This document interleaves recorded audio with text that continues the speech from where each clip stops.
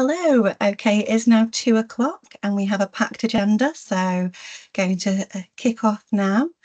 Firstly, we do have some housekeeping. We do ask that microphones are muted and cameras are switched off during the presentations. We'll have some breakout sessions later on where we will ask for them to be turned back on, as it does help with a more engaging session.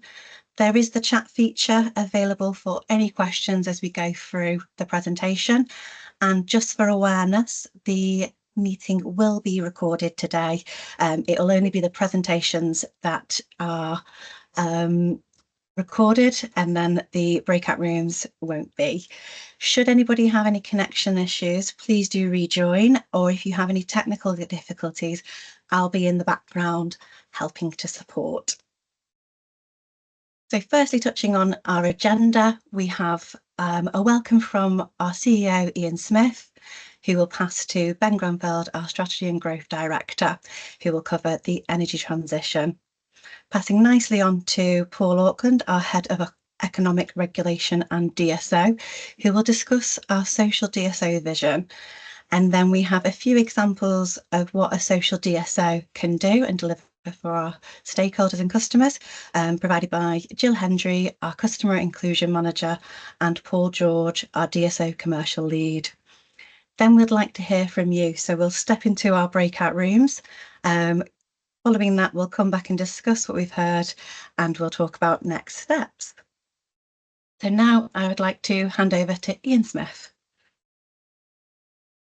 Hello everyone, good afternoon on this bright and sunny day in Manchester. It almost feels like spring. It certainly feels like a rarity after the last few weeks and months of continual storms. Thank you very much for taking the time today. I'm under strict instructions to spend no more than 5 minutes, or somebody's going to rugby tackle me with a shepherd's crook and drag me off this camera. So forgive me if I'm brief. There'll be a few time for questions at the end, but I will leave you at the end of this call, and I'm sure there'll be lots of opportunity for discussion later. For those that are new to Electricity Northwest and don't really understand us or have a particular lens on those, I wanted to take a few minutes to describe who we are and why we're doing this today. But I'd like you to take note of three main themes that I will talk about. First of all, a concept of togetherness, together powering the future, at least the next 10, 15 years. We can only achieve our goals collectively and through effective working together. The second concept I want you to talk about, there'll be a theme throughout today, is a just and fair energy transition. Much is talked about the energy transition and the opportunity for green jobs and green economic growth and investment in the region. But we believe fervently that it's only effective if it is both just and fair, and that means everyone together. The last bit that I wanted to touch on with the vehicle for delivering this just and fair energy transition and to support us working together to power that energy future is the DSO. And we have set out, and you'll hear later, about a DSO for good, a social DSO. Who's on this call today? Before I talk about myself and Electricity Northwest, who are you? On the call today, we have a vast, wide stakeholder group of individuals representing different organisations. And to give you a feel of who those are, and I won't be able to cover everybody, but we have Ofgem's DSO panel.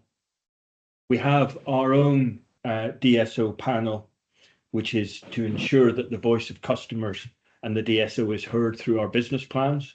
We have local authorities, we have citizens' advice, we have universities, we have developers, and we have flex producers, both on the generation side and on the demand side.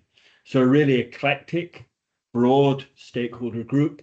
And again, I thank you for taking the time today. You will all understand who Electricity Northwest is by virtue of being on this call, but you might have a narrow lens or a broad lens. Let me take a moment to explain who we are. We are fundamentally the Northwest's power network, delivering an essential service 24 hours a day, 7 days a week throughout the year to 5 million people in the region. We provide a safe, reliable supply of electricity. Our network is the most efficient, best performing in the whole of the UK, and the cost of that is for £123 per year per household. We are a high-performing business at the frontier of many of Ofgem's league tables, achieving 92% customer satisfaction and delivering the most reliable network in Great Britain. However, it's only through collaboration with stakeholders across our region that we are going to be able to deliver both the investment that's required in the right places to support that energy transition. And if we may move to the next slide, Lottie, I wanted to talk to you a little bit about how the energy system has changed and how it needs to continue to change to support the energy transition and what that means for us and for you. Globally, the world is going through an unprecedented transformation in energy usage, specifically in how electricity is generated, and the Great Britain is no different from that in terms of how electricity is generated, stored, transported, traded, and ultimately used in households and in businesses. In the old world, that energy system was what we call a top-down model, represented on the graph and the graphic in front of you in the top half. It was a linear progression of electricity generation, historically not by wind, as the graphic might suggest, but by coal and gas. We burned stuff to create steam, to boil water, to create steam, to turn a turbine, which charged electrons, and that charge moved through thick cables in transmission, thin cables in distribution, and at each stage it was sliced and diced and cut up and reduced in voltage to the point where it could be consumed in a home or a business. It was a linear progression round a giant circuit board. Today, that circuit board looks really, really different. First of all, the sources of electricity generation are different both in type, so we now have solar and we now have wind, but also in the intermittency or the regularity of that. Gas-fired, coal-fired stations produced a steady flow of charge. Wind and solar is much more intermittent. As you move through that value chain, you can see the picture is much more complicated, and that's really that bottom layer of community generated energy, electricity storage, monitoring devices, electric vehicles. Soon we'll have heat pumps and all sorts of technologies at a much more local level, either generating electricity or balancing the use of that electricity. The system has become much more complex. But in becoming much more complex, it has become also much more open and much more accessible for communities, individuals, and organizations to fully participate in the energy system, both in usage and in generation. Some of that will be commercial gain to make money. Some of that will be for cost reduction to reduce cost in their bills. And some of that will just be usage in a different way that's more efficient for their home or for their organization. As that energy system changes, so we need to change as an organization. And the role of the DSO is to support all of that participation in the energy system. The DSOs play a crucial role in reducing the cost of the energy transition as a whole through collaboration, through accelerating decarbonisation, through promoting economic growth and providing critical infrastructure that's needed to achieve the net zero ambitions. The DSO is a vehicle that we have, a part of our organization that we've been building for many years and developing to ensure that we are able to support that energy transition and that participation by all parties. By embedding fairness into this transition, DSOs help to ensure that the benefits of a cleaner, lower cost, more efficient energy system are shared equitably, supporting that just and fair energy transition for all. So if that's the second part of what I wanted to talk about, if you like, the first being together we're powering the future, and that future is a just and fair energy transition, then I want to move on to the last bit to talk to you about, which is a DSO for good. In many organizations, a DSO begins with the networks, the regulator, and the wider industry preparing to implement a distribution system operation model. But all of that is largely conversation. Historically, DSO's real purpose is to ensure participation in the energy system, rather than simply allowing DNOs to build more network, often where that network isn't required or may not be required, but for the benefit of the DNO rather than for the benefit of the community. Our view is very different from a traditional outlook on DSOs.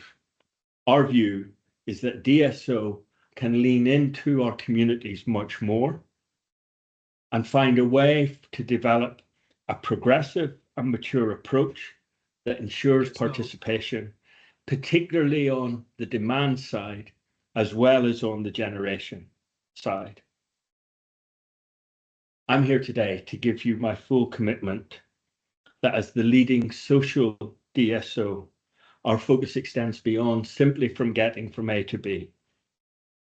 It's our intent to go the extra mile to ensure a just and fair energy transition that guarantees the shift to clean energy benefits for all in our communities, both on the generation side and on the demand side. And that's what we mean by a DSO for good.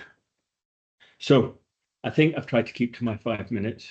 I'm sorry if that was a bit stilted or a bit reading from the script, but it's my pleasure now to hand over to Ben, our Strategy and Growth Director, who'll talk a little bit more about what we're seeking to achieve. Okay. Lottie, Thank you, Ian. Yeah, you're done. Released? And There's no one so standing with a shepherd's crook ready to drag me away. All right. Thank you, everyone.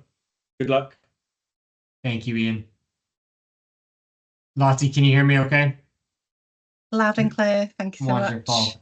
Well, thank you, everyone, for joining.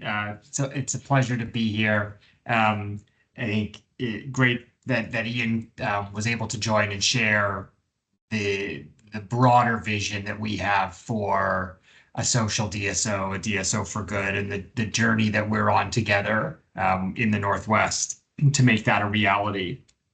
I'll spend about 5 minutes, if I can now, just to talk a little bit more about what that system transformation that Ian referred to in his introduction means for a customer, an individual, or a business in our territory in the Northwest, what it means in terms of how we meet that future need as a DSO, and what it means in terms of the type of services that we will be continuing to look to procure and to engage with market participants, with individuals, with businesses around as we go forward, looking to broaden participation and uptake in our flexibility markets with that lens and that very acute lens on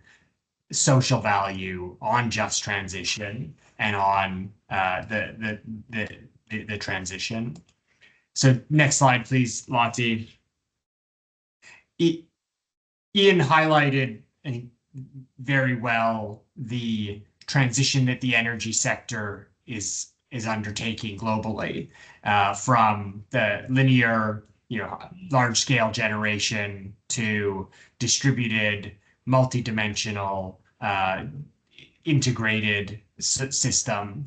And what that means for customers in the Northwest, it will be something different for everyone, but fundamentally, over the next 15 years, we anticipate that nearly 1 in every 2 dwellings will have a heat pump. Businesses will have heat pumps, or they will be connected to heat pump enabled heat networks. Customers overall will be consuming twice the amount of electric energy they consume today. That will largely come in the form of switching, right, from fuels like natural gas for heating, from fuels like petrol for moving vehicles, to electric. And the third point is that nearly 9 out of 10 customers who are driving will be driving electric vehicles, and that includes medium duty, light duty fleet vehicles for businesses as well. Now those are, subject to speculation, subject to disagreement on the relative percentages and on the relative overall targets. But the fundamental shifts are real, and we're seeing that today, and we expect it only to increase over the next 15 years. So what does that mean as a network operator? And what does that mean in terms of our options for how we meet that increased demand? So to put simply, there are really 3 key methods, three key interventions that we have at our disposal to try to meet that future demand. One, and option A, is we build more network. And that's something that DNOs have traditionally done and will, quite frankly, continue to do, and will form a core element of our strategy going forward.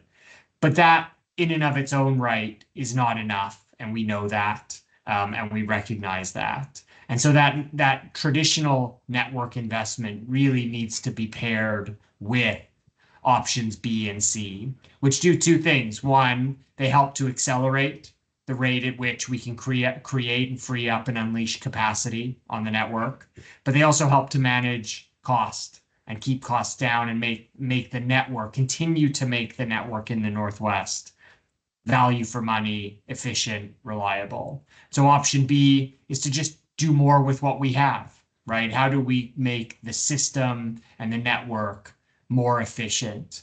And we're investing in technology up and down the Northwest, and up and down and across voltage levels in the Northwest, to make this network more efficient, to get more capacity out of existing infrastructure, to manage voltages, and to manage the network in real time in ways that allow us to release capacity, and to make the best use of the assets that exist today.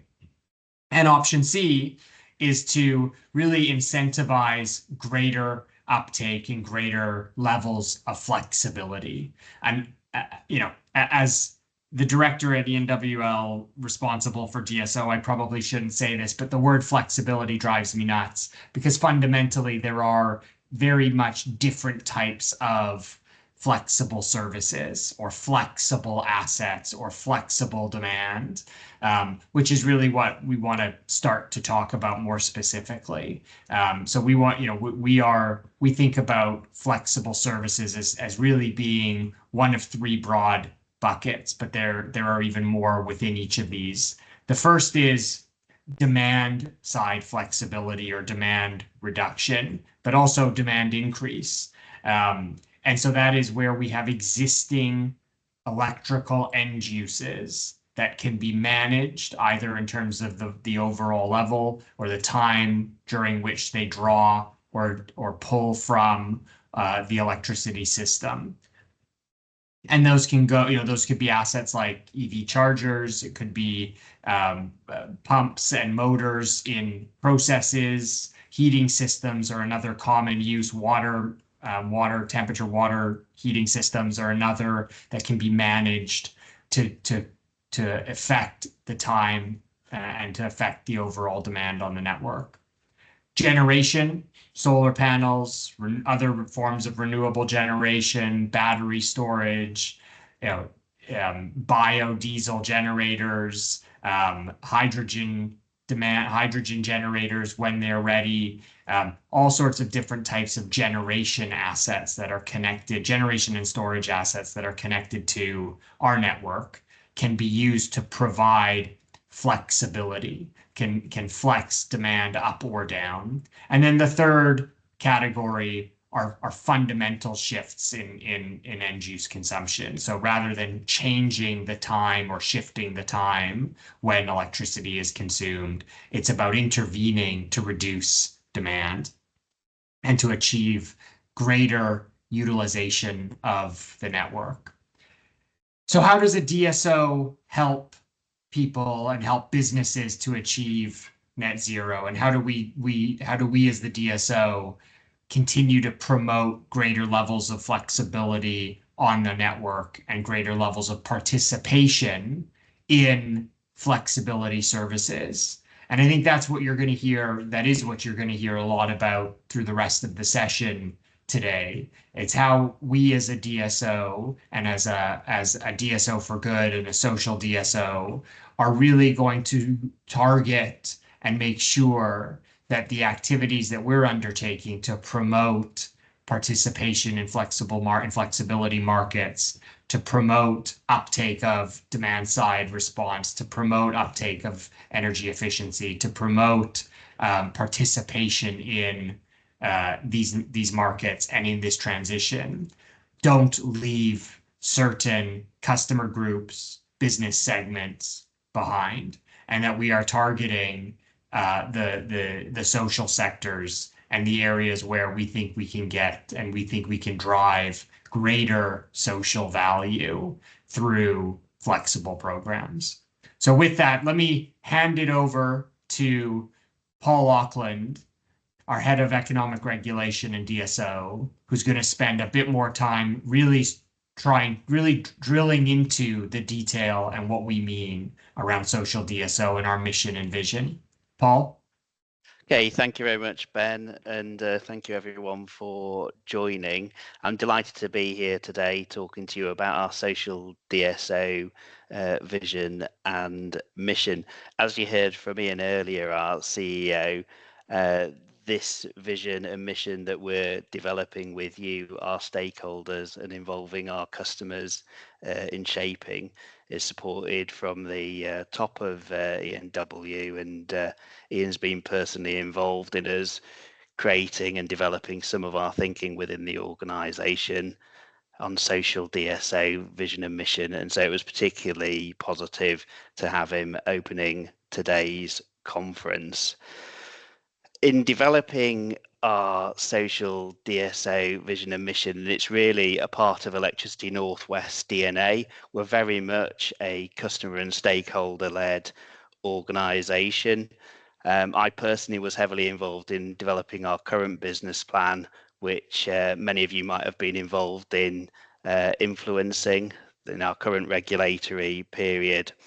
And this social DSO vision and mission is really taking that on to the next stage. We're always questioning as Electricity Northwest, what is it that we can do to meet our region, stakeholder and customer needs.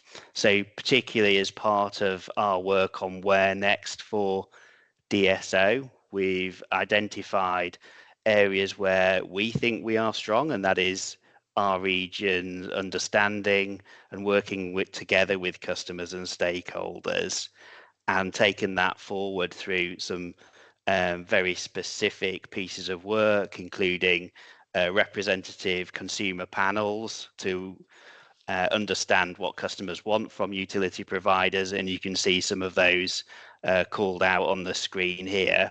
Also talking to our expert independent DSO stakeholder panel. You can find more information about that on our website, but they give us informed challenge and insights into DSO and help us develop this DSO vision and mission. And of course, we do stakeholder events and surveys. And today, thank you again for joining, because as we move through the agenda, you're going to have an opportunity to help us co-create this social DSO vision and mission. And I trust you'll see how you can be part of ensuring that together we are that DSO for good.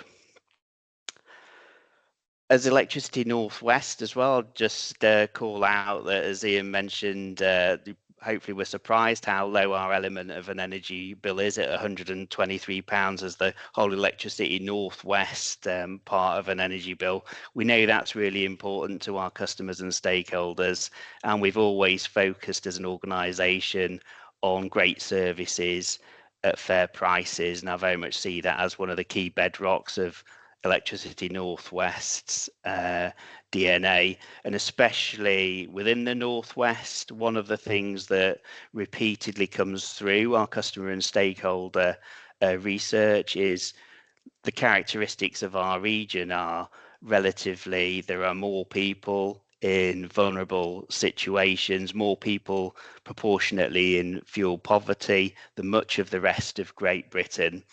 And so our stakeholders regularly acknowledge that, and it is a common theme that comes through that we know, and we'd like to test that today, that you, our stakeholders, wishes to take action to protect those in vulnerable situations. And that's particularly where we've developed that further into a just and fair transition, and ensuring that we are that DSO for good. I do think, though, as ever, we can do more, and that's where, as Electricity Northwest DSO, we feel that moving forward with this new strategic intent that we're looking to shape with you today can make a real difference. You may already heard of some of the things that we have been doing that are very much aligned with DSO for good. For example, our Smart Street project. That's a leading innovative project within Great Britain. It's automating the operation of the cables down your individual streets. And what that does is it drives energy efficiency and actually gives end user customers roughly a £70 per year saving on their electricity bill. And what we've done as Electricity Northwest is we've rolled out that technology and that innovative approach to areas where there are high concentrations of vulnerable customers, for example, proxying that through social housing. As Ian mentioned, it's really important for us to work with you, our customers and stakeholders, other key organisations within the region, and that collaboration working together is going to be really important for DSO for good. We're going to need to build this together. So there is a call to action as part of today's session. We're looking to increase further how we collaborate, identify partnerships, and take forward the DSO for good. When we've been doing the research with customers, and it's really important to acknowledge that there is a cost of living crisis right now. So a key theme that's come through is squeezing the pound. In every decision made, look for what are the benefits that come to the wider society and consumers. Traditionally, network companies have focused on direct benefits to customers, such as energy bill savings, or rewards for participating in flexibility services. What our DSO for good is all about is looking wider at the benefits that can come from the decisions, the choices that we make as Electricity Northwest, look at the wider benefits to society, and particularly the health benefits, for example. So if we make decisions that make sense from a carbon emissions and air quality perspective, we wish to make sure that as a DSO, those choices, those impacts are being taken into account. And when we look wider, not only is improving air quality a key potential wider benefit, but obviously that in itself can lead to reduced costs to society from health conditions, and those costs often borne in the NHS and in community services. So we can drive benefits even in that space as a social DSO and reduce the costs in those areas.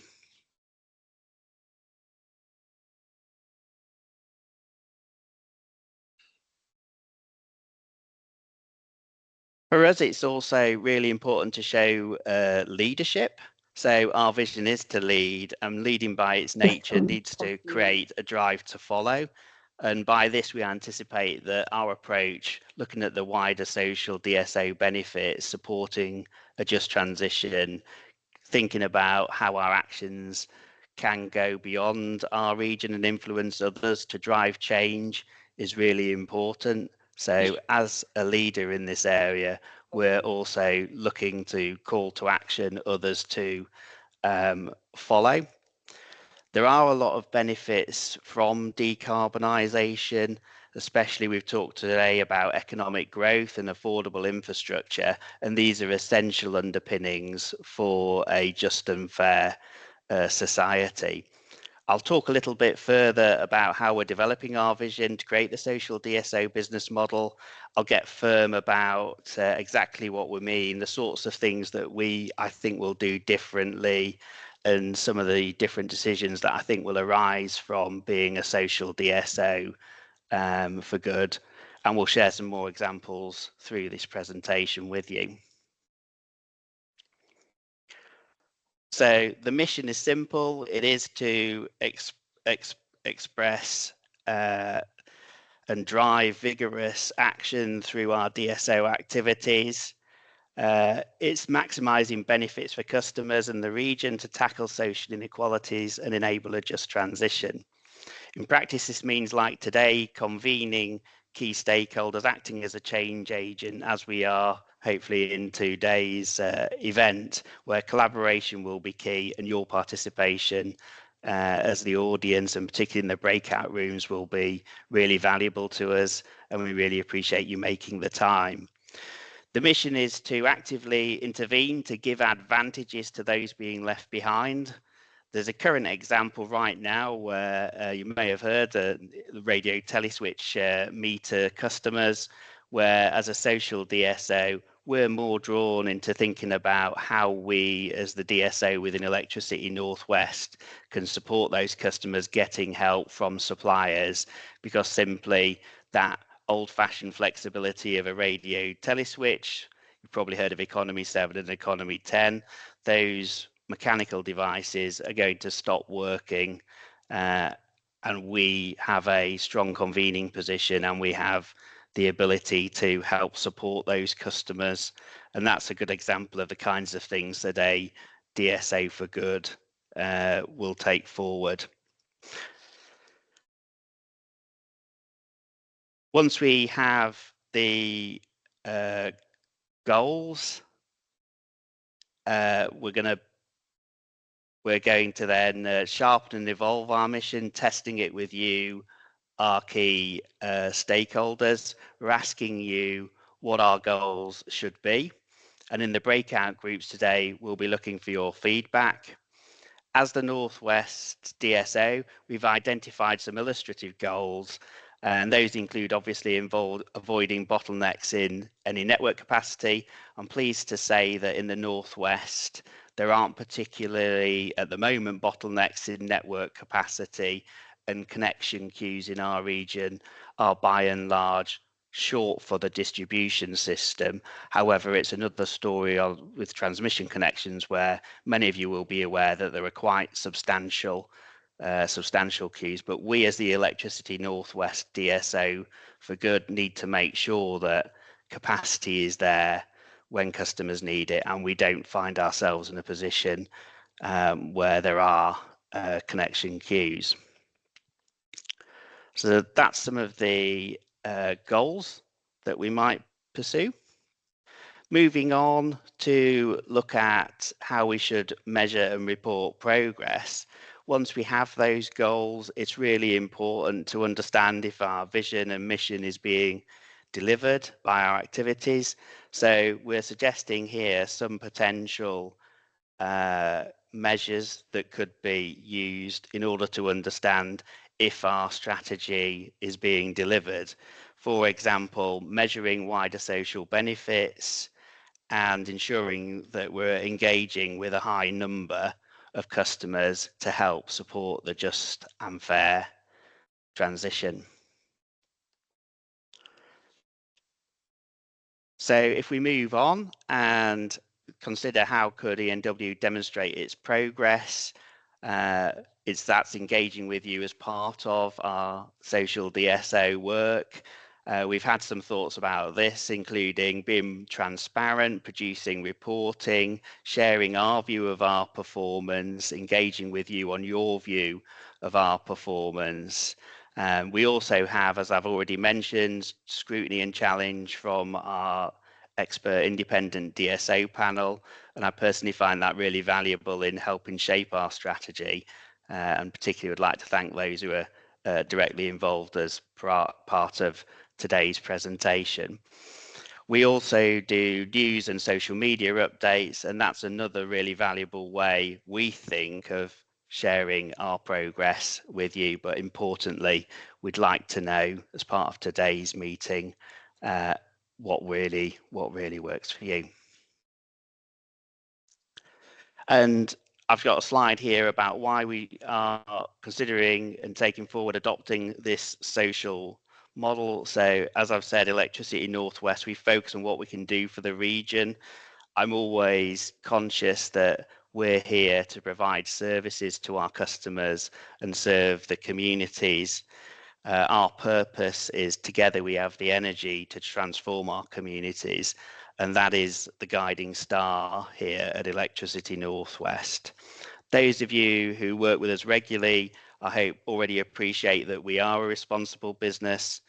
We have just won the prestigious Utility Week Utility of the Year award for 2025, and through what we do, including our groundbreaking innovation delivery, we're always consciously leading the industry, looking to serve our communities and our region to the best of our ability. I'd like to thank you all for your attention through this part of the presentation, and I'm now handing over to Jill and Paul to talk about some of the practical activities that we think could bring this to life.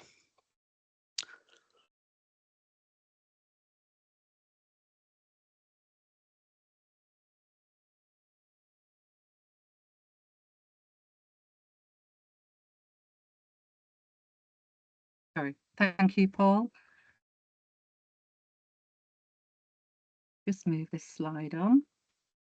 So good afternoon, everyone. My name's Jill Hendry, and I'm the Customer Inclusion Manager at Electricity North West. And that basically means that my interest is our customers, especially our vulnerable customers. And the two projects I'm going to share with you, I'm going to share with you with a consideration towards those customers. So I'm really pleased to be able to tell you a little bit more about our exciting Smart Street initiative. Paul touched upon it and we mentioned it earlier. But the most important thing is about it's making a real difference. It's making a real difference, especially for our more vulnerable customers. So Electricity North West has developed an innovative technology called Smart Street, and Smart Street technology optimizes the voltage on our network, making it more efficient and ultimately reducing electricity usage by up to 8% for households, which means potential savings of £60 to £70 annually. That figure is a significant help for many families. As a socially responsible distribution system operator, we are committed to bringing the benefits of Smart Street to 170,000 customers by 2028. Importantly, we are prioritising areas where our efforts can make the greatest difference, especially in communities with a significant number of households facing challenges in maintaining a warm home, something that many of us take for granted.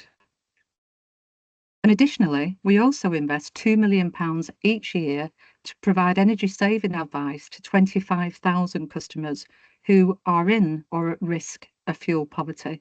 And that's through our distribution network operator funding. While traditional economic models suggest that Smart Street is more cost effective in urban areas with underground cable networks, our mission goes beyond cost efficiency. We are committed to rolling out Smart Street across our entire region, with a focus on rural and low-income areas that often face the greatest disadvantages. The beauty of Smart Street is it allows customers to save on their energy bills without needing to take any action themselves. This initiative supports a more just energy transition, ensuring that everyone, especially those who need it most, can benefit from reduced energy costs and a more efficient energy system. I think you'll all agree that that is extremely important. And the next project I'm also excited to tell you about is Take Charge. As we move towards a net zero future, we will all notice changes in how we use energy. That's why we at Electricity North West are here to help.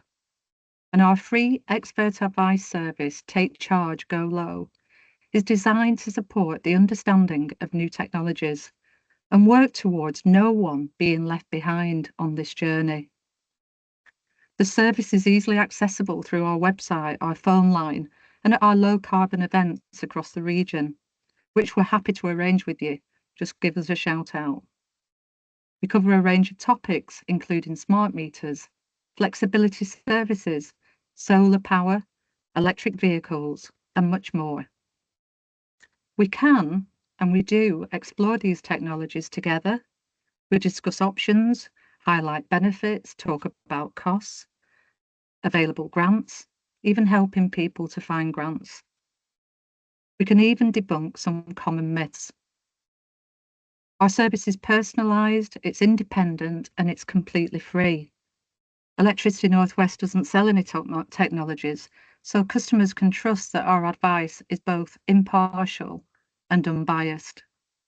And we hope to support at least 7,000 customers by 2028, focusing on households that face barriers and are more at risk of being left behind in the energy transition. But our vision doesn't stop there. As a social DSO, we're expanding our support to other groups, such as small businesses and farmers. And the benefit?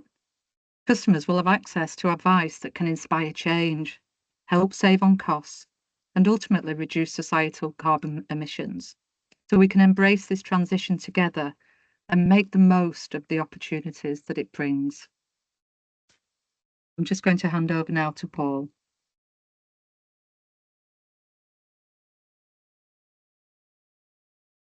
Thank you, Jill. And a big thank you to the audience in the room this afternoon for joining us on today's session. My name is Paul George. I'm the DSO commercial lead here at Electricity North West. The remit of myself and the team is really focusing on flexibility services. I'm going to start by making a statement. And I think from the consumer perspective, it's fair to say that energy is often perceived as a cost centre for most people. We want to shift the mindset from energy as a cost centre into viewing energy as an asset. So overall, the ambition for Electricity North West is to make demand flexibility ubiquitous across a range of consumer profiles, spanning both domestic and commercial users. Traditionally, flexibility services have been adopted by industrial and commercial users.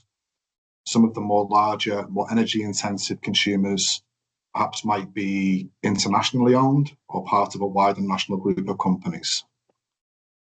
The shift that we want to take is we want to break this tradition and ensure that small, medium, and more importantly, local businesses and domestic users can participate in flexibility services to really help them realise the financial benefits that it creates. In essence, we want to support the retention of both the economic and environmental value within our region. To develop this statement further, we're looking to make flexibility services more accessible and much more inclusive, and to activate those user profiles that have historically not participated in flexibility services. An example being NHS and smaller commercial entities, and even unlocking the potential of school and education settings.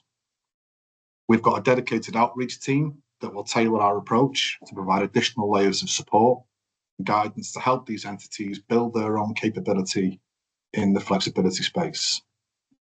We firmly believe that imparting our knowledge and experience on our regional stakeholders and customers will only serve to build competence and ultimately deliver both environmental and economical benefits to stakeholders and the region as a whole. And we feel quite strongly that these benefits should be felt right across the value chain. So the second concept I'm going to deep dive on is really just to develop the previous slide around inclusive flexibility. So a key component will be delivering incentive flexibility services participation. The environmental and network benefits speak for themselves, but how can we execute on equity on the financial benefits? More pertinently, how do we structure the delivery of benefits to ensure that everybody in the region shares the value? One way of addressing this is a centralised green bank fund. This will drive equity across the community and seek to advance the deployment of clean energy projects. Green banks use a variety of financial instruments from public and or private sectors to make clean energy projects more affordable and more attractive to investors. Green banks are also an effective tool for mobilising private investment, which in turn can help to overcome any financial barriers that often prevent clean energy projects getting off the ground. The green bank fund concept can be structured in different ways. A more simplistic method could be that of flexibility participants depositing a proportion of their revenues into a centralised pot, which can then be redistributed to local and community energy-based projects. In summary, this represents an opportunity for Electricity North West to co-create and co-deliver tailored programmes to improve the access to clean energy projects to low and moderate income communities. And the third concept is something that is quite prevalent at the moment in terms of supporting EV charging infrastructure. Enabling EV charging infrastructure represents a growing requirement right across the breadth of our region. An interesting case in point, however, is Cumbria, as it's faced with the challenge of rural and remote locations, which is exacerbated by it welcomes a high penetration of tourism and visitors who will likely, in the coming years from Ben's slide, be driving an electric vehicle. In addition to this, there'll be local commercial and domestic EV drivers who also need access to EV charging infrastructure. On Paul's previous slide, we highlighted both the direct and indirect benefits to regional stakeholders. We want to ensure we capture both lenses of direct and indirect benefits and deliver that back into the region. The deployment of EV charging infrastructure needs to serve a dual purpose, which will bring benefits to the region as a whole. Indirectly, the local economy will be boosted by tourism to the area, whilst having a direct and positive impact on local communities by ensuring that they can access the infrastructure for their personal and commercial vehicles. In the Northwest, approximately 31% of domestic households have no off-road parking or no ability to have off-road parking. So access to public EV charging infrastructure will be a necessity moving forward. So it's imperative that every EV use case, be it domestic, commercial, can benefit from investing in EV charging infrastructure. Again, this strikes the balance between delivering economic benefits to the region, in addition to the positive environmental impacts of reduced vehicle emissions in the region also. We have, importantly, how this ties back in with our flexibility services. We see a huge number of EV charging technology that participate within our biannual flexibility services tenders. And that will only grow as we move out into 2040. So we really want to kind of harness that growth in the EV charging space, and hopefully, whilst delivering economical and environmental benefits, it can also further support the work that myself and the team do in terms of delivering our flexibility services.